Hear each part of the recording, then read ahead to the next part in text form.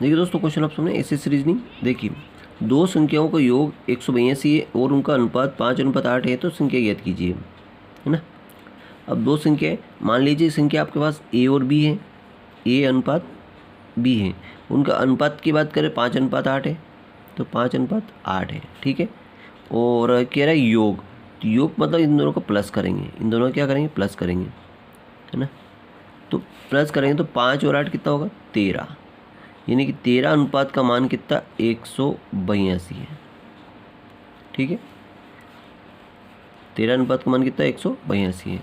अब 13 से काट दें, देखो, तो 13 एकम 13, एक और 13 एकम 13 और 13 चौक 52, एक अनुपात का मान 14 आ गया। अब कह रहा संख्याएं ज्ञात करो, तो पहला 14 का गुणा, जैसे पहला एक की अगर मान ज्ञात करें तो एक का अनुपात कितना है, 5, इसमें 14 का गुणा करें, 14 बन जाए 70 हो जाएगा।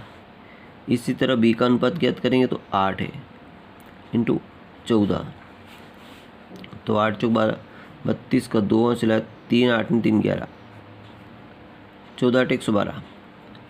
तो आपके पास जो संख्या है वो एक तो 70 हो जाएगी और 112 हो जाएगी। इस प्रकार संख्या बड़े आसानी से निकाल सकते हैं। अगला क्वेश्चन, दो संख्याओं का अंतर 51 है, उनका योग 149, तो संख्या ज्ञात कीजिए। अब उसने कहा कि योग, पहले योग की बात कर लेते, a प्लस बी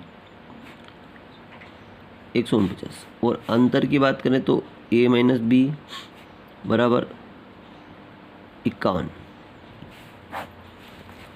ठीक है।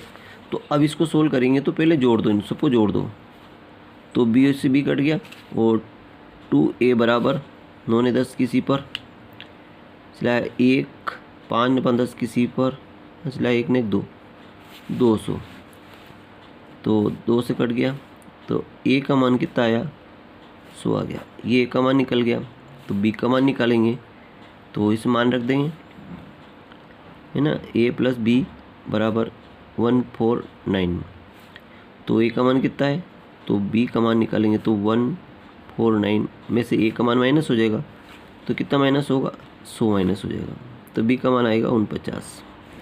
तो अपने पास a का मान 100 है और b का मान 49, तो ये दोनों संख्या अपने पास प्राप्त हो गई।